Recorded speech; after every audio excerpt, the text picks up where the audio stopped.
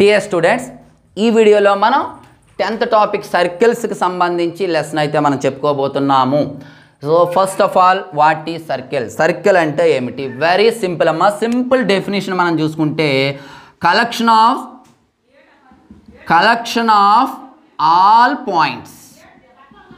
Collection of all points సింపుల్గా చెప్పాలంటే collection of all points అమ్మ. అంటే collection of all points in a plane at a equidistance from a fixed point. సింపుల్గా చెప్పాలి, very simple. చూడండి definition మీకు అర్థం కాకపోయినా నో ప్రాబ్లం, ఏం లేదమ్మా. ఇక్కడ ఒక ఫిక్స్డ్ పాయింట్ మనం తీసుకుందాం, ఓ అనేది. ఈ ఫిక్స్డ్ పాయింట్ నుండి కొంత డిస్టెన్స్, ఇదేదో 4 సెంటీమీటర్స్ అనుకుందాం. ఇక్కడ ఒక పాయింట్ ఉంది. సో ఇక్కడ నుండి అంటే ఈ పాయింట్ నుండి ఈ పాయింట్కి 4 సెంటీమీటర్స్ డిస్టెన్స్ కదా. ఇట్లా 4 సెంటీమీటర్స్ డిస్టెన్స్తో పోయినటువంటి చాలా పాయింట్స్ మనకి ఇక్కడ ఉంటాయి.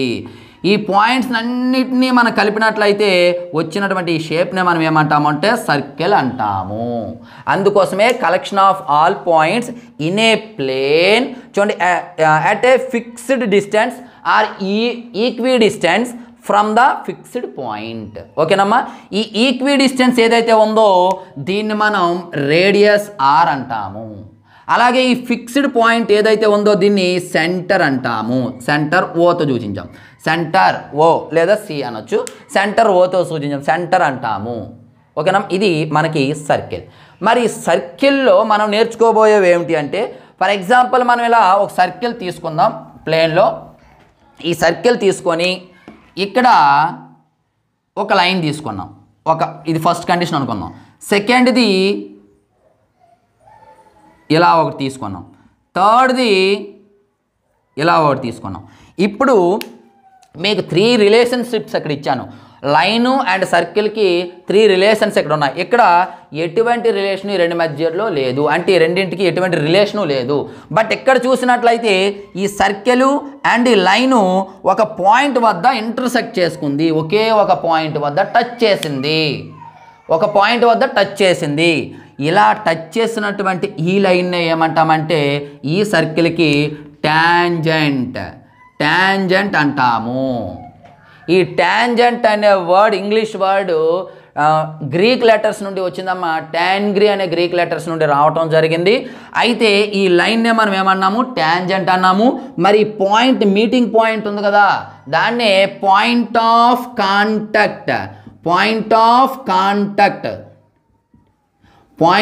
కాంటాక్ట్ అంటాము. Very very very important.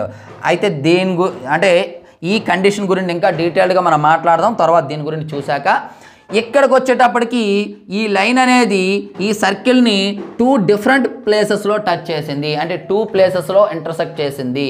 ఇలా ఒక లైన్ అనేది ఒక సర్కిల్ని 2 ప్లేసెస్లో టచ్ చేస్తే దాన్నే సీకెంట్ అంటాము. చూసుకోండి, బిట్ అడుగుతాడు సింపుల్గా. A line which touches the circle at only 1 point is called dash అంటాడు, tangent. A line which touches the circle at 2 points అంటాడు, సీకెంట్ అంటాడు. లేదా a line touches the circle at only 1 point is called dash అంటాడు. ఆడే ఇచ్చేస్తాడు only 1 point అని, ఏమంటాము, tangent. 2 points అయితే సీకెంట్. ఈ 2 విషయాలు మీరు గుర్తుపెట్టుకోండి. ఇంకా ఈ సందర్భాన్ని గురించి మనం డీటెయిల్డ్గా ఇప్పుడైతే మాట్లాడదాం. ఏంటి? సో ఏం చెప్పుకున్నామమ్మా, ఒక సర్కిల్ని ఒక పాయింట్ వద్ద టచ్ చేసిన లైన్నే ఏమన్నాము, టాంజెంట్ అన్నాము. అయితే ఇటువంటి టాంజెంట్స్ లేదా ఇటువంటి లైన్స్ ఈ సర్కిల్కి మనం ఎన్ని కన్స్ట్రక్ట్ చేయగలము అంటే, టాంజెంట్ కదా, how many tangents we can draw to a circle, లేదా how many tangents can circle have. ఒక సర్కిల్కి ఎన్ని టాంజెంట్స్ ఉంటాయి అంటే జాగ్రత్తగా గుర్తుపెట్టుకోండి, very simple, infinity. For example ఇక్కడ ఒక టాంజెంట్ ఇలా చాలా టాంజెంట్స్ అయితే తీసుకోవచ్చు. కాకపోతే ఇక్కడ చాలా ఇంపార్టెంట్ బిట్ ఉంది, జాగ్రత్తగా వినాలి. అందుకే మీకు చెప్పాను క్లాసెస్ అవసరము అని. క్లాసెస్ విన్న వాళ్ళకి మాత్రమే దీనిపైన బిట్ అనేది క్లియర్గా మీకు తెలుస్తుంది. ఇక్కడ ఇది ఒకటే బిట్ కాదు, చాలా రకాల బిట్స్ ఉన్నాయి, జాగ్రత్తగా వినండి. సింపుల్గా హౌ మెనీ టాంజెంట్స్ అంటే, how many tangents to a circle అంటే ఇన్ఫినిటీ టాంజెంట్స్ అమ్మ. అయితే ఇంకొక బిట్ అడుగుతాడు. ఏంటి? ఒక సర్కిల్ ఇచ్చాడు, ఈ సర్కిల్ నుండి అవుట్ సైడ్లో ఎక్కడో ఇక్కడ ఒక పి అనే పాయింట్ ఉంది. ఈ పాయింట్ నుండి ఈ సర్కిల్కి ఎన్ని టాంజెంట్స్ డ్రా చేయొచ్చు? How many tangents we can draw to a circle from the point outside the circle or external the circle అంటాడు. అప్పుడు ఆన్సర్ ఏమిటంటే 2 టాంజెంట్స్. చూసారమ్మా, ఇలా డ్రా చేయాలి. సారీ, ఇక్కడ కొంచెం ఇలాగొకటి, ఇలా ఒకటి, 2 టాంజెంట్స్. చూసారా? How many tangents a circle can have అంటే infinitive. How many tangents can a circle can have from the external point అంటే 2. ఎటువంటి కండిషను ఇవ్వకపోతే ఇన్ఫినిటీ, లేదు అవుట్ సైడ్ ద పాయింట్ అని అడిగితే ఏం చేయాలి? 2 టాంజెంట్స్. లేదా దీన్నే కండిషన్ ఇచ్చి కూడా అడుగుతాడు. ఎట్లా అడుగుతాడు? How many tangents we can draw to a circle a point on the circle అంటాడు. ఆన్ ద సర్కిల్, ఇక్కడున్న ఒక పాయింట్ నుండి సేమ్ ఒక టాంజెంటే. ఆన్ ద సర్కిల్ అన్న ఒక పాయింటే, ఎటువంటి కండిషన్ ఇవ్వకపోయినా ఒక టాంజెంటే. అయితే ఇక్కడ మీరు మరలా నేర్చుకోవాల్సింది ఏంటి అంటే, ఈ టాంజెంట్, ఇది పాయింట్ ఆఫ్ కాంటాక్ట్ ఉందా? ఈ పాయింట్ ఆఫ్ కాంటాక్ట్ నుండి ఇక్కడ తీసుకున్నటువంటి రేడియస్ ఎట్లా ఉంటుందంట? ఈ టాంజెంట్కి పర్పెండిక్యులర్గా ఉంటుంది, అంటే 90 degrees ఉంటుంది. చాలా ఇంపార్టెంట్ బిట్. ఈ టాంజెంట్ అనేది ఎలా ఉంటుందమ్మా? పర్పెండిక్యులర్గా ఉంటుంది. దేనికి? ఈ రేడియస్కి. లేదా radius is perpendicular to the tangent at the point of contact. Point of contact ద్వారా పోయినటువంటి రేడియస్ అండ్ టాంజెంట్ ఒకదానికొకటి పర్పెండిక్యులర్గా ఉంటాయి, అంటే 90 degrees ఉంటుంది. అదొక పాయింట్ గుర్తుపెట్టుకోవాలి. తర్వాత మనం ఇక్కడికి వచ్చినట్లయితే ఈ అవుట్ సైడ్ ద పాయింట్ నుండి 2 టాంజెంట్స్, అలాగే ఆన్ ద సర్కిల్ అయితే 1 టాంజెంట్. ఇంకొక పాయింట్ ఉందమ్మా, అడుగుతాడు how many tangents can we draw to a circle inside the point అంటాడు. లోన్ ఒక పాయింట్ ఉంది, అప్పుడు ఎన్ని టాంజెంట్స్ని డ్రా చేయగలము? We cannot draw. మనం ఖచ్చితంగా దీనికి ఎటువంటి టాంజెంట్స్ డ్రా చేయలేం. That means 0. మీకు మ్యాచింగ్లో ఇవ్వచ్చు, మీకు బిట్స్లో ఇచ్చాను ఖచ్చితంగా. జాగ్రత్తగా వినండి. ఇప్పుడు ఎన్ని బిట్స్ వచ్చాయో? ఒకటి సింపుల్గా how many tangents a circle can have అంటే ఓన్లీ ఇన్ఫినిటీ. కానీ బిట్ అడిగాడు how many tangents can we draw to a circle from an external point అంటే 2. లేదా on the circle a point on the circle అయినా 1. లేదా on the circle అంటే 1. లేదా inside the circle అంటే 0. చూసారా? 4 వచ్చాయి. ఒక క్వశ్చన్ మీరు నేర్చుకుంటారు జనరల్గా సింపుల్గా ఏంటని, how many tangents a circle can have అంటాడు. ఇన్ఫినిటీ. బట్ ఇది అంటే ఎటువంటి కండిషన్ ఇవ్వకపోతే. లేదు ఆన్ ద సర్కిల్ అంటే 1, అవుట్ సైడ్ ద సర్కిల్ అంటే 2, ఇన్సైడ్ ద సర్కిల్ అంటే 0. ఒక పాయింట్ అనేది సర్కిల్కి బయట ఉంటే 2 టాంజెంట్స్ని డ్రా చేయగలం. ఆ సర్కిల్ పైన ఉంటే 1 డ్రా చేయగలం. సర్కిల్ లోపల ఉంటే ఎటువంటి టాంజెంట్స్ని మనము డ్రా చేయలేము. అది గుర్తుపెట్టుకోవాలి. ఆ తరువాత ఇక్కడ మరొక కండిషన్ ఉందమ్మా. ఏంటి అంటే, సో సర్కిల్కి అవుట్ సైడ్ నుండి 2 టాంజెంట్స్ డ్రా చేయగలమని మనం తెలుసుకున్నాము. వెరీ గుడ్, అక్కడికి అయిపోయింది. ఇంకా ఈ టాంజెంట్స్ ఏదైతే ఉందో, ఫర్ ఎగ్జాంపుల్ ఇది ఏ, ఇది బి ఉందా? ఇది టాంజెంట్ T1, ఇది టాంజెంట్ T2 అనుకుంటే the length of 2 tangents are equal. T1 is equal to T2. ఈ లెంత్ ఆఫ్ టాంజెంట్స్ ఎట్లా ఉంటాయమ్మా? ఈక్వల్గా ఉంటాయి, గుర్తుపెట్టుకోవాలి. అలాగే ఈ డిస్టెన్స్ ఇది పర్పెండిక్యులర్గా, ఈ రేడియస్ అనేది పర్పెండిక్యులర్ అని ఆల్రెడీ చెప్పుకున్నాము. ఇది పర్పెండిక్యులర్ అంటే 90 degrees అనేది ఉంటుంది. అయితే ఇక్కడ మీకు ఇంపార్టెంట్ బిట్ ఏమిటంటే, అది సింపుల్గా ఇలా ఇస్తాడమ్మా. ఈ డిస్టెన్స్ ఇచ్చేస్తాడు, రేడియస్ ఏదో ఒక 3 centimeters ఇచ్చాడు, అలాగే ఇదేమో ఒక 4 centimeters ఇచ్చాడు. Find the length of the tangent అంటాడు. సింపుల్గా ఏంటంటాడు, radius 3 centimeters and the distance of the center from the point, లేదా between the point and center 4 centimeters, then find the length of the tangent అంటాడు. Very simple అమ్మా. ఒకే ఒక formula గుర్తుపెట్టుకోండి. ఈ టాంజెంట్ని మనం T అనుకొని, ఈ డిస్టెన్స్ ఏదైతే ఉందో దీన్ని D, దీన్ని R అనుకుంటే, ఈ మూడింటికి రిలేషన్ ఏమిటి అంటే D² is equal to T² plus R². ఎందుకు? ఇక్కడ జాగ్రత్తగా మనం అబ్జర్వ్ చేసినట్లయితే OAP అనేది ఒక రైట్ యాంగిల్ ట్రయాంగిల్. ఈ రైట్ యాంగిల్ ట్రయాంగిల్ ఇది 90 డిగ్రీస్ కాబట్టి 90 డిగ్రీస్కి ఆపోజిట్గా ఉన్నటువంటి సైడ్నే మనం ఏమంటామంటే హైపోటెనస్ అంటాము. అండ్ ఇది రైట్ యాంగిల్ ట్రయాంగిల్ కాబట్టి by Pythagoras theorem.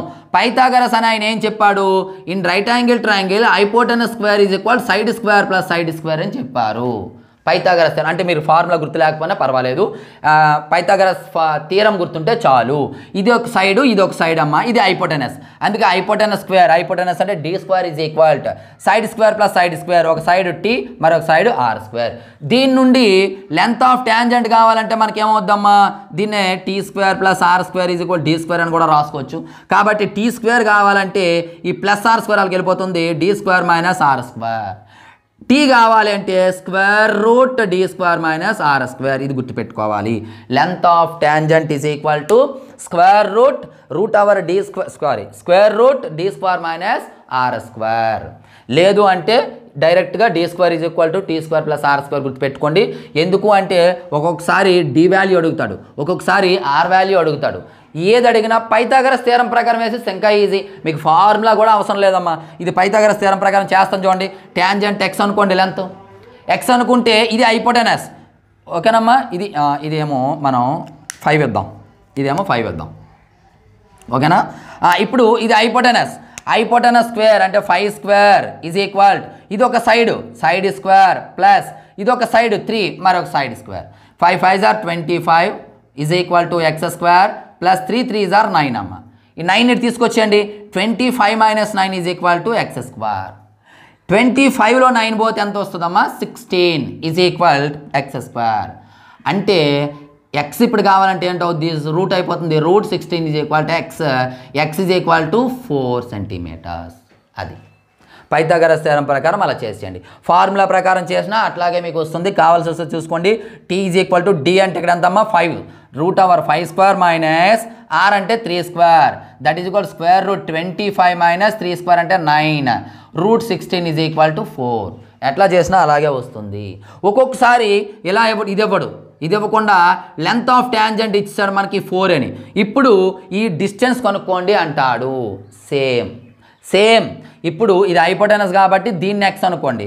X square is equal side square plus side square 4 square plus 3 square.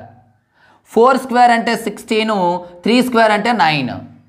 మరి 16 ప్లస్ 9 విల్ బి 25. ఇది ఎక్స్ స్క్వేర్.